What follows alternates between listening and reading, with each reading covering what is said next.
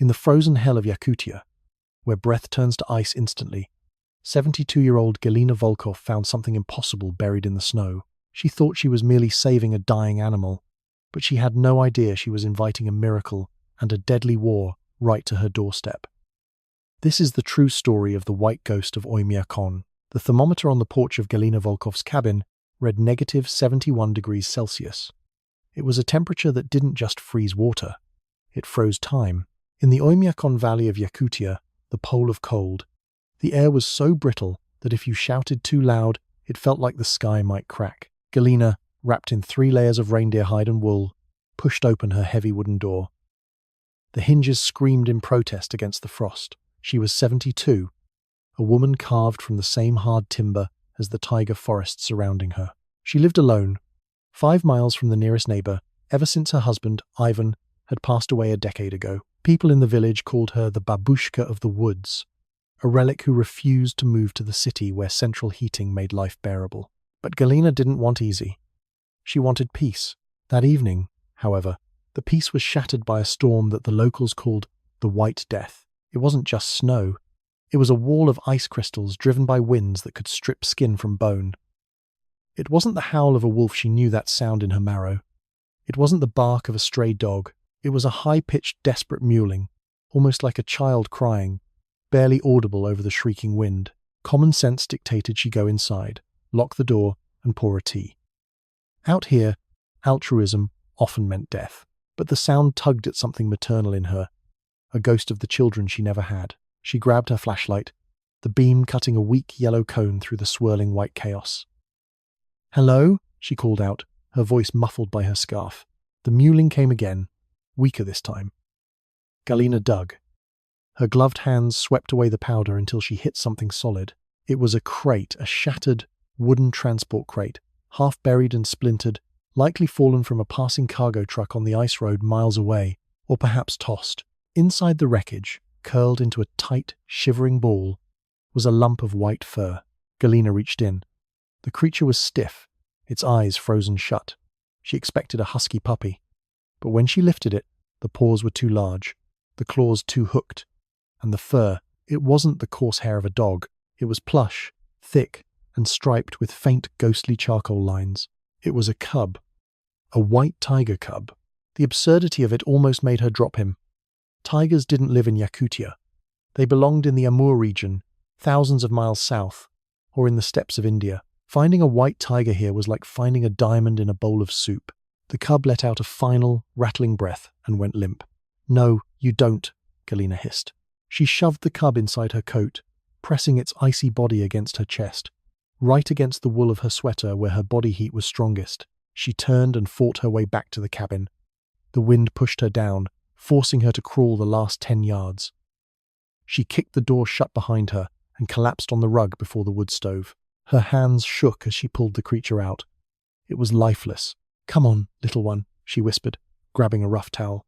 She began to rub the cub vigorously, trying to spark friction, heat. She used an eyedropper to force warm sugar water and goat milk between his locked jaws. For 3 hours, nothing happened. Then, a twitch. An ear flickered. The cub's mouth opened, and a tiny, pink tongue rasped against the blanket. Then, 2 eyes opened. They were the color of the glacial ice outside a piercing, impossible blue. He looked at Galina, not with fear, but with a sudden, intense recognition. "Well," Galina whispered, tears pricking her eyes, "you're a long way from home, aren't you? I think I shall call you Amber, the spirit." She didn't know it yet, but by saving Amber, she had just painted a target on her back. The crate hadn't fallen off a truck by accident. For 2 weeks, the storm raged, sealing Galina and Amber off from the world. In that isolation, a miracle occurred. The cub didn't just survive. He thrived with a supernatural speed. He grew heavier, his coat becoming lustrous and thick, adapting to the cold in a way that shouldn't have been biologically possible for a tropical animal. Galina fed him her winter stores, frozen fish, elk meat, and evaporated milk. Amber was unlike any animal she had ever known. He didn't act like a pet. He acted like a guardian. When Galina sat in her rocking chair, knitting, Amber would position himself facing the door, his blue eyes watching the wood grain as if he could see through it. But the isolation couldn't last forever. On the 15th day, the skies cleared. The temperature rose to a balmy -45 degrees Celsius. Galina was outside chopping wood, Amber playfully batting at the flying chips of bark. It was a heavy, grinding roar. Galina froze. Very few vehicles came this far off the Kolyma highway. "Amber, inside," she commanded. The cub, now the size of a large spaniel, hesitated. He looked toward the tree line, a low growl rumbling in his throat, a sound far too deep for his size. "Inside! Now!" Galina ushered him into the cabin and pointed to the root cellar trapdoor hidden under a rug in the pantry. "Stay. Quiet." She dropped the rug just as a massive black Kamaz truck, modified with oversized tires and reinforced bumpers, crunched into her clearing. 3 men stepped out. They weren't wearing the traditional reindeer furs of the locals. They wore expensive, high-tech tactical thermal gear. The leader, a man with a jagged scar running through his left eyebrow, approached Galina. He held a rifle loosely in one hand. "Good afternoon, babushka," the man said. His accent was thick, urban Moscow, maybe, or street Petersburg. He didn't smile. "I have no tea for guests," Galina said, gripping her axe. The man laughed, a dry, humorless sound. "We aren't here for your money, Galina Petrovna. We are looking for lost cargo. A crate, it was, misplaced near here during the storm." Galina's heart hammered against her ribs. These were smugglers. A white tiger cub would be worth more than her entire life's earnings, worth enough to kill an old woman for. "I saw no crate," Galina lied, keeping her face as stony as the frozen ground. The snow buried everything. "If you lost something, it is gone until spring." The scarred man stepped closer, invading her personal space. He smelled of stale tobacco and expensive cologne. "Are you sure? We tracked the GPS signal to this sector before the transmitter died. It's a very valuable cat, babushka. Dangerous. If you have it, you must give it to us, for your own safety." "I have a cat," Galina said, pointing to the barn where a feral mouser lived. "He is very dangerous. He scratches." The man's eyes narrowed. He stared at her for a long, agonizing moment. Then he looked at the chimney, smelling the smoke. "Search the perimeter," he ordered his men. "And check the shed." Galina stood her ground as they tore through her woodshed and peered into her windows. She prayed Amber stayed silent. If he mewled, if he scratched the cellar door, she was dead. One of the men on the snowmobiles circled the cabin. He stopped near the pantry window. He leaned in, squinting. Galina gripped the axe handle tighter. She was old, but she knew how to swing it. Suddenly, a massive boom echoed from the forest. The men jumped. It sounded like a gunshot, but deeper. "Avalanche control?" one of the henchmen asked nervously. "No," the leader said, scanning the trees. That was close. While they were distracted, a low, resonant thump came from inside the cabin. It wasn't a meow. It sounded like a heavy object hitting the floor. The leader whipped his head back to Galina. "You said you live alone." "I do." "Then who is walking in your house?" He raised his rifle and marched toward the door. "Stop," Galina shouted, moving to block him. He backhanded her. The blow was casual, effortless. "Don't play games with me, old woman," he spat. He kicked the door open and vanished inside. Galina scrambled to her knees, her vision swimming. Instead, she heard a scream. It was a scream of pure, primal terror from the man. Then, silence. Galina rushed to the door, terrifyingly aware that the other 2 men were running toward the house with weapons drawn. She looked inside. The leader was backed against the wall, his rifle on the floor. He was pale, shaking, staring at the center of the room. The root cellar door was closed. The rug was undisturbed. But standing in the middle of the room was not the small cub Galina had hidden. Standing there was a tiger. But it wasn't amber. It was transparent, made of swirling snow and mist. Yet its eyes burned with that same electric blue fire. It was huge, filling the room, its teeth bared in a silent snarl that vibrated in the very air. The man scrambled backward, tripping over his own feet, and bolted out the door, nearly knocking Galina over again. "Demon!" he screamed. "There's a demon in there!" He ran to the truck, not waiting for his men. "Go, drive, now." The other men, confused but seeing the sheer terror in their boss's eyes, didn't argue. They scrambled into the vehicles. The Kamars roared to life, spraying snow as they peeled out of the clearing. Galina stood trembling in the doorway.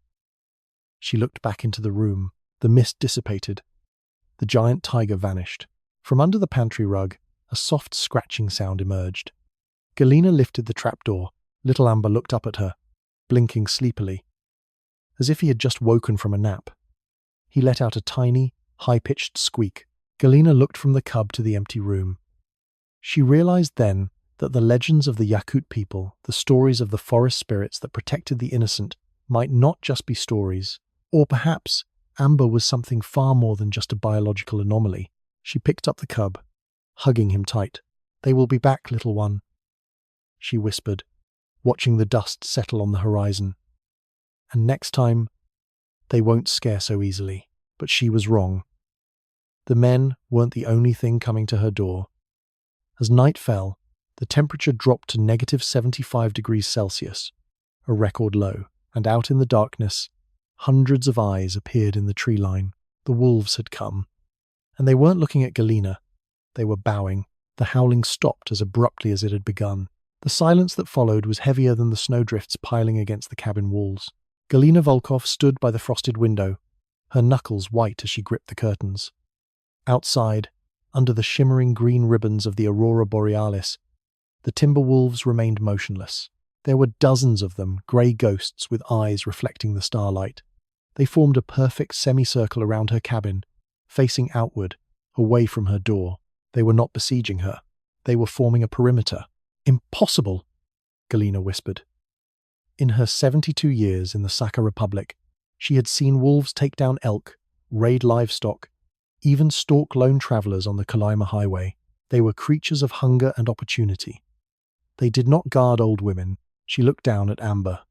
The white tiger cub was sitting calmly by her feet, chewing on a piece of dried venison.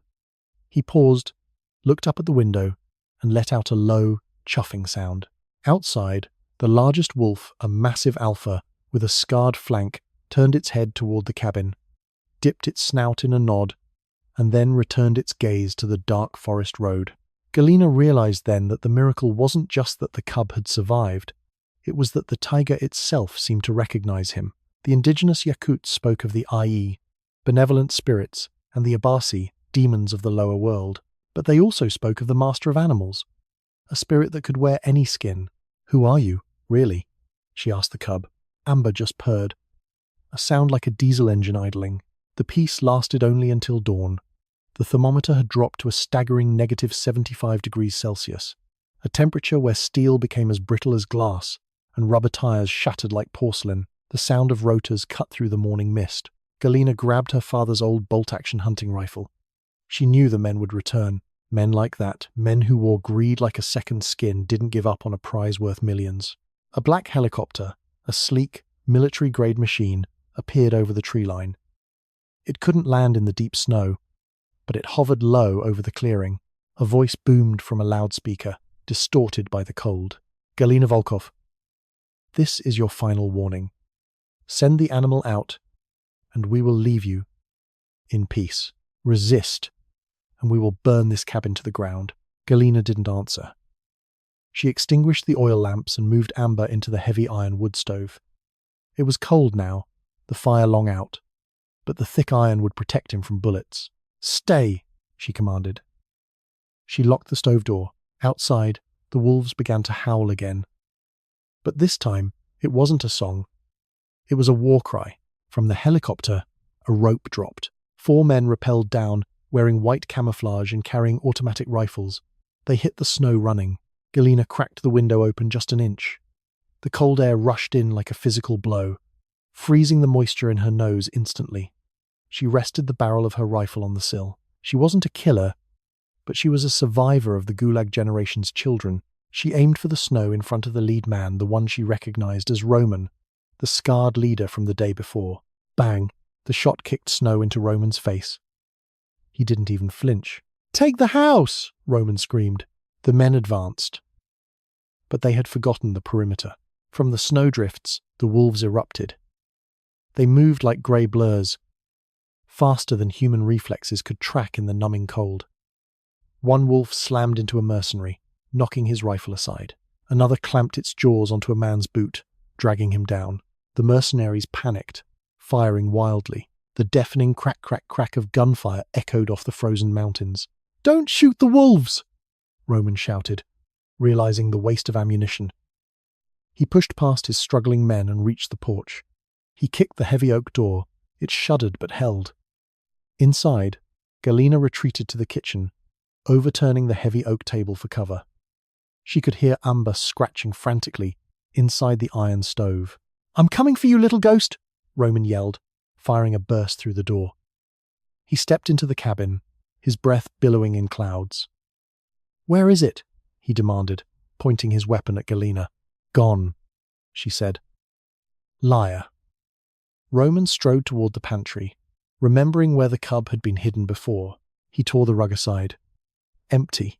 He turned back to her, his face twisting in rage. "You stupid old hag. Do you know who I am? I supply the richest zoos in Dubai and Texas. I don't leave empty-handed." He raised the stock of his rifle to strike her. Clang.